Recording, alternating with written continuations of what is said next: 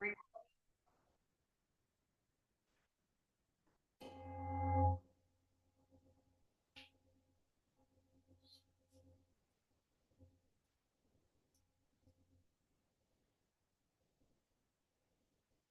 everyone. I'm especially pleased to see Rob here this morning because it took me 15 minutes to get Zoom to work. There was nobody here just before I went away. So thank you, Rob, for making that worth it. Prior to Shrine Room this morning, maybe people are soaking in the last of the sun. And this morning, we're going to begin with a reading from this little book here, which is one of the many volumes of suttas, which are the closest that we get to the Buddha's words. So when the Buddha was alive, there was no writing, so his teachings had to be passed on orally for several generations. And then they were written down in a language that no longer exists, and then translated into Pali, and then translated into Sanskrit. And here, this collection is the connected discourses of the Buddha. There's also a whole book of short suttas, a whole book of medium length suttas, a whole book of long suttas. There's a numerical collection. And I pretty much opened it at random, and I really like the title of this little piece. When you read these, you have to I'd recommend reading them.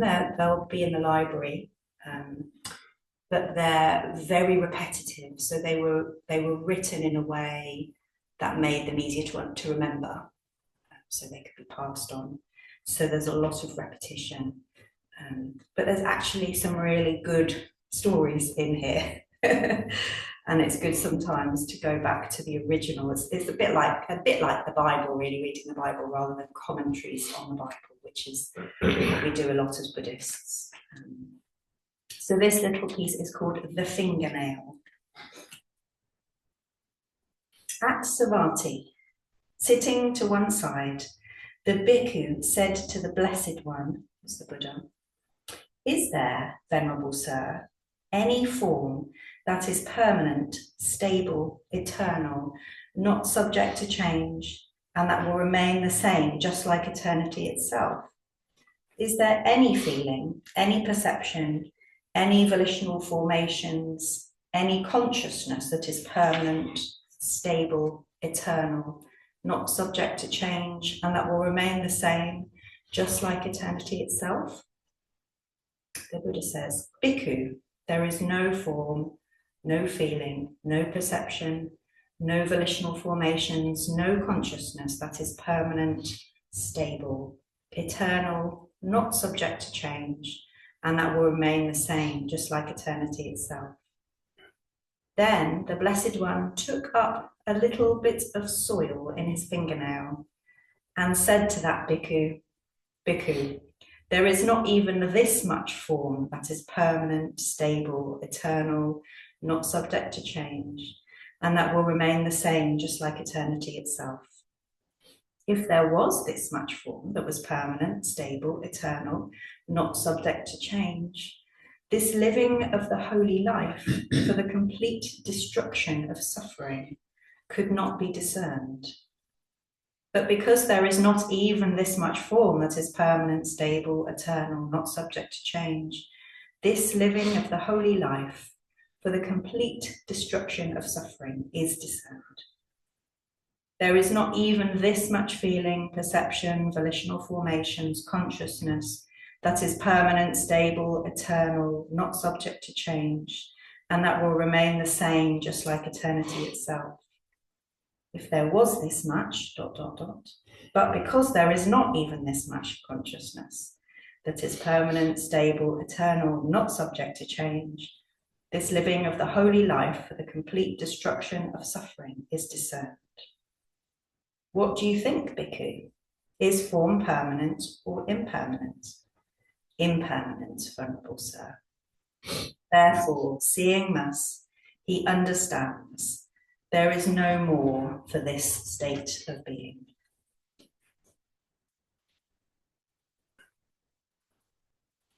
So as we sit quietly in meditation this morning today, you might want to do a little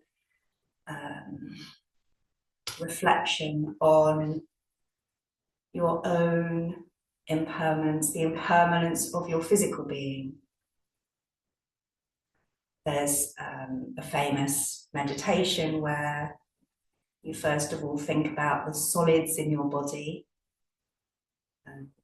the way that they come in and the way that they go.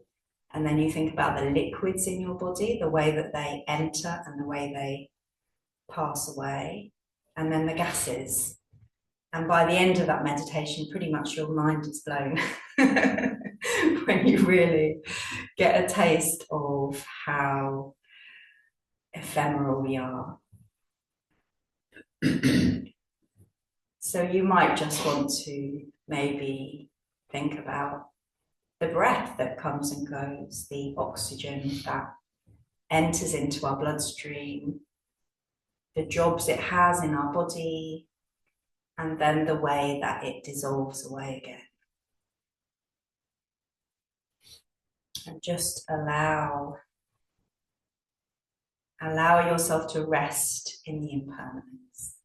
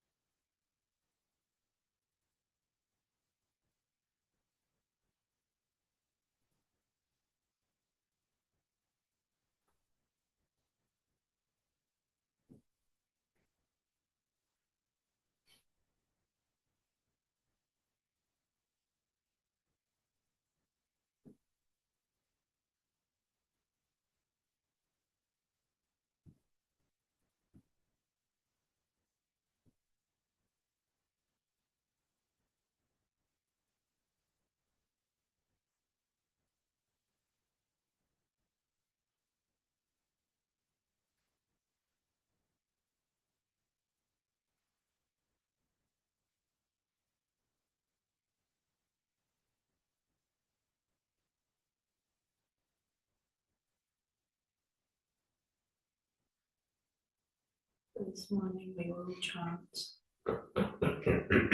Namo Tassa, which is on the liturgy sheet. It's a list of honorifics, a list of epithets to let the Buddha know how much we honour them. Namo Tassa Bhagavato Arahato Sama Sambuddhassa. Namo Tassa Bhagavato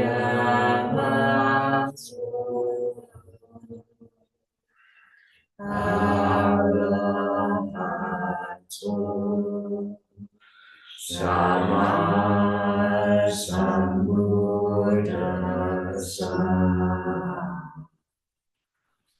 Namo Tassa Bhagavato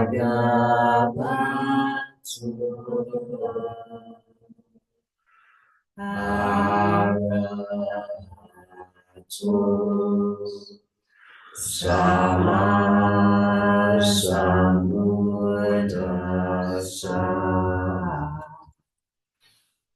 Namo Tassa Bhagavato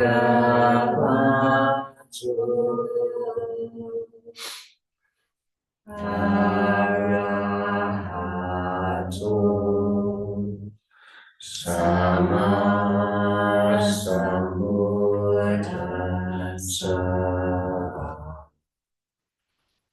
Namo Tassa Bhagavato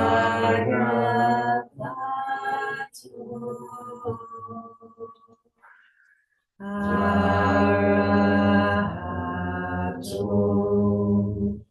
Sama Buddhassa. Namo tassa bhagavato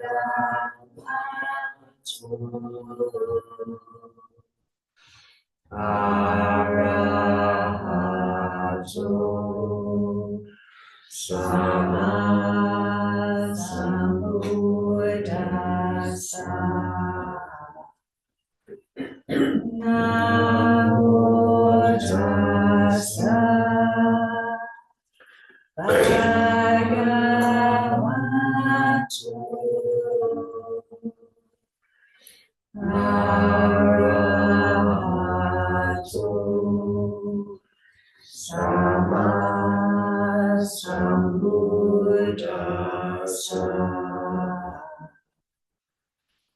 Namo tassa bhagavato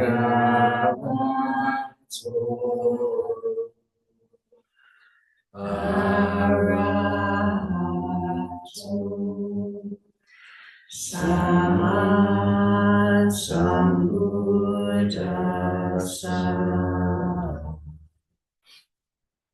Namo tassa bhagavato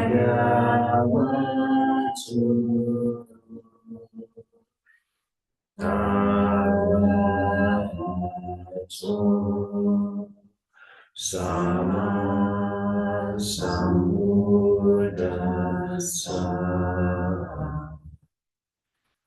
Namo tassa bhagavato arahato sama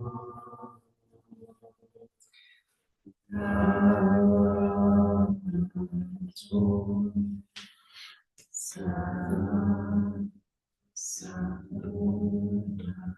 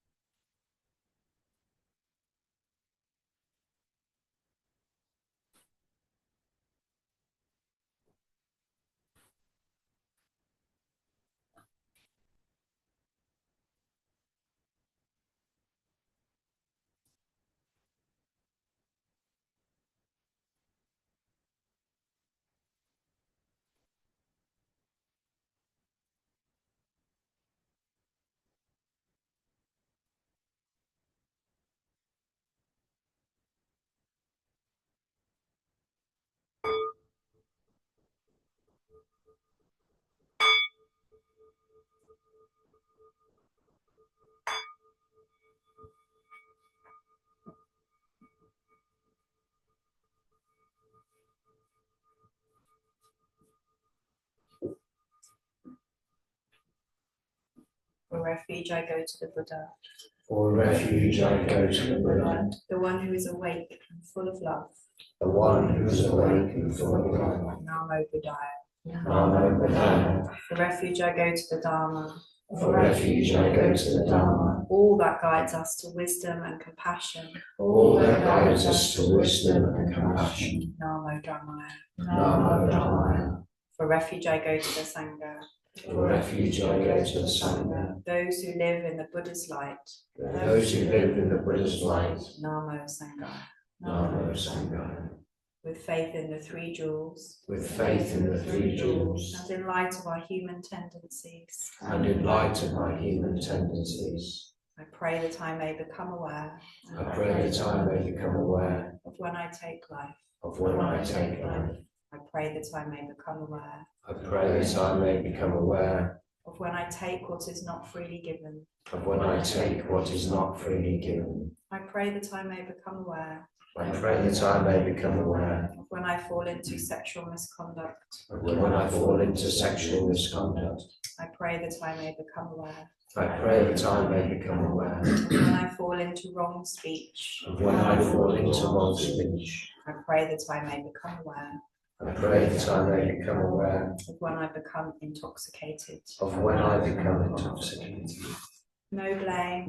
No blame. Be kind. Be kind. Love everything. Love everything. Innumerable are sentient beings. We vow to save them all. Inexhaustible are deluded passions. We vow to transform them all. Immeasurable are the Dharma teachings. We vow to master them all. Infinite is the Buddha's way. We vow to follow it completely.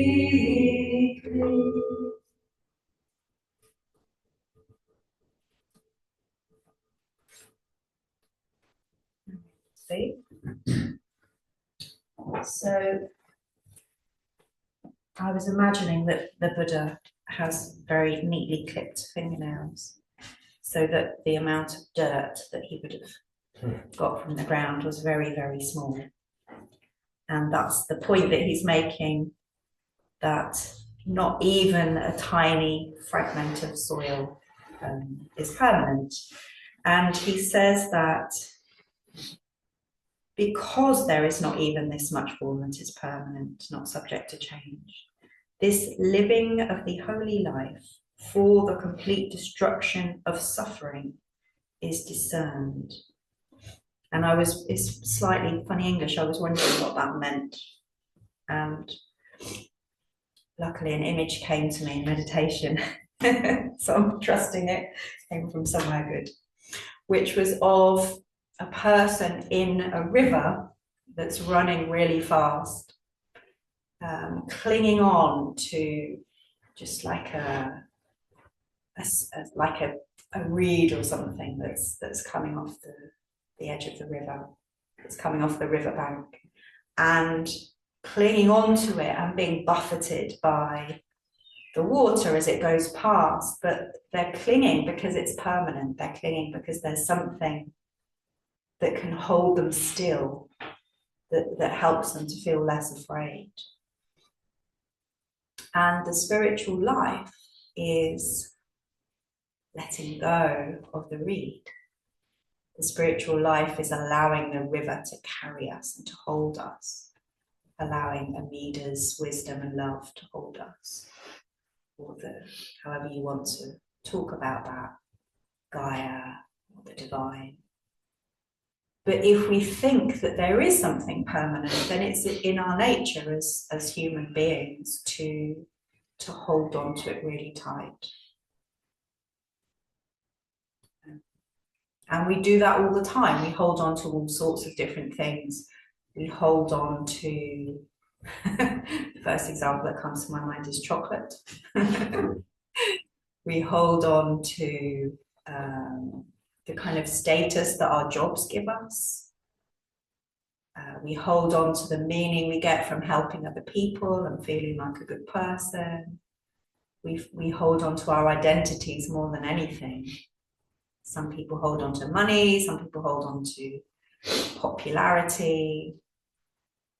And all of those things, we hope we can just find a tiny part of them that we could keep, that we can anchor ourselves on, that we can steady ourselves with. And the Buddha's teachings suggest that we're onto a loser because everything is impermanent. That we lose our job, that a new manager comes in that doesn't like us, our money. Thinking about my friend Caroline, who had lots of money in a particular place before the vote for whether we left for the Brexit vote. She had to decide whether or not to move it or not, depending on what was going to happen with Brexit.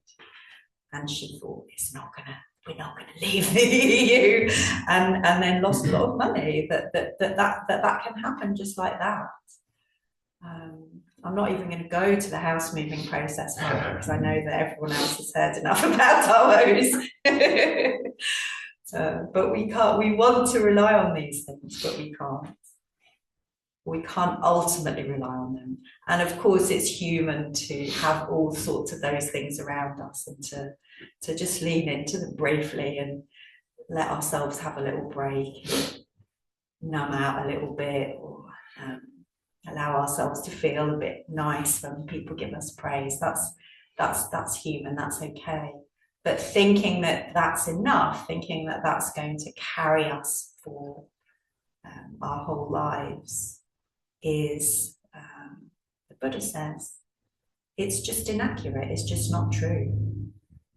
Because not even a grain of soil is permanent.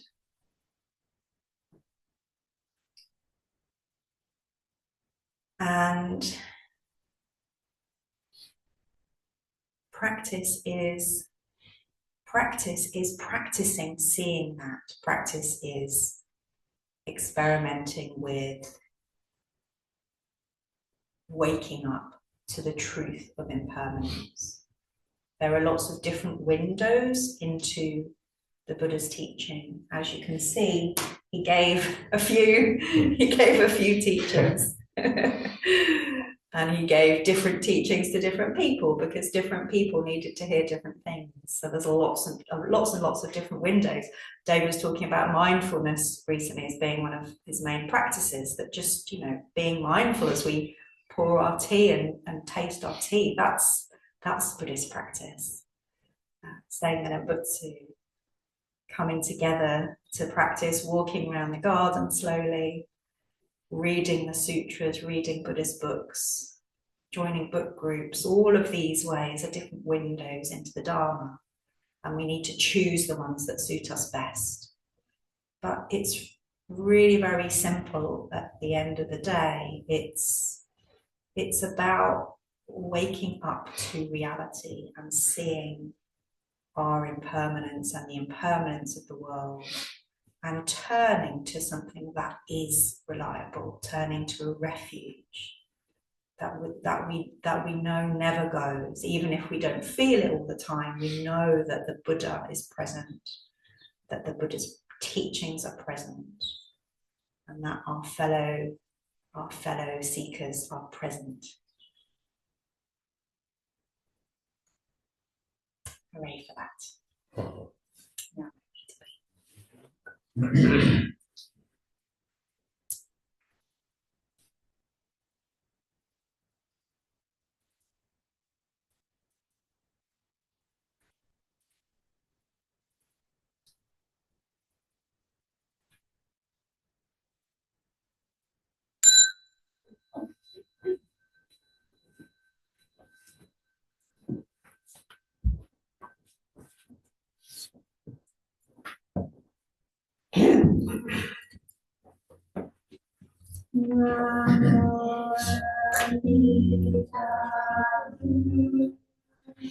Namo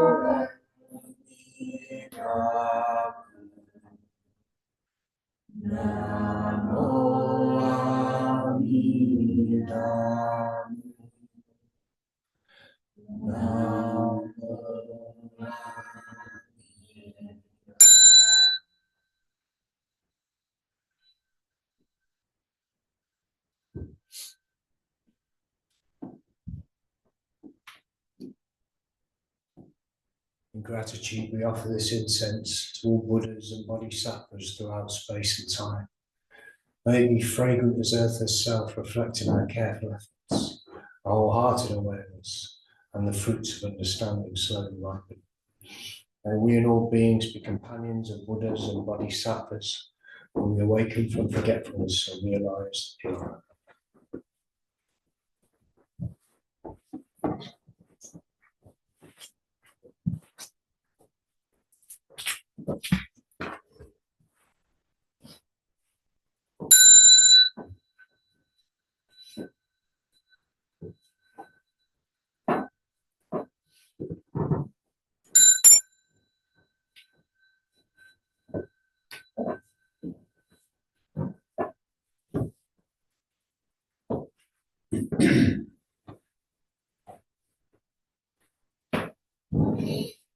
So Angie's book group has already started, but Dave is running a book group here in the temple. Is it Monday evenings? I can't really remember, but it will be good. So if you, oh, there you are. I can't remember either. I think it's Mondays. You can't remember? I think it's Mondays. I think it's Mondays, yeah, 8 o'clock. Anyway, talk to Dave and he'll look up when he's running the book group if you would like to join. I think that's the only announcement. Just to let you know that our Sangha member Chris from Newcastle, who gave her kidney to her husband a couple of days ago, is doing well. She's back at home. Wow. And her husband is also recovering well. There are actually 6 of them involved. So she gave her kidney. There are 3 people receiving kidneys and 3 people donating kidneys. Wow. So I thought we could transfer merit to all 6 of them today for their recovery. By your vows and through your grace, a pure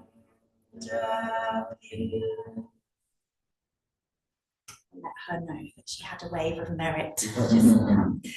So I will come back and say hello if you're still here, guys, on Zoom in a minute. But we'll finish with the closing verse.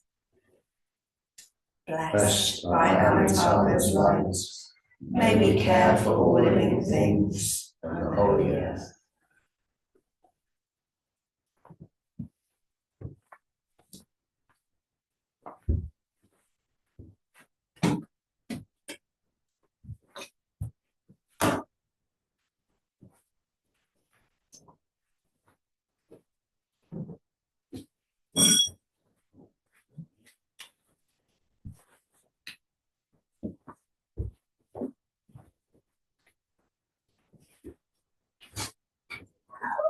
That's so nice. That's the best bit. I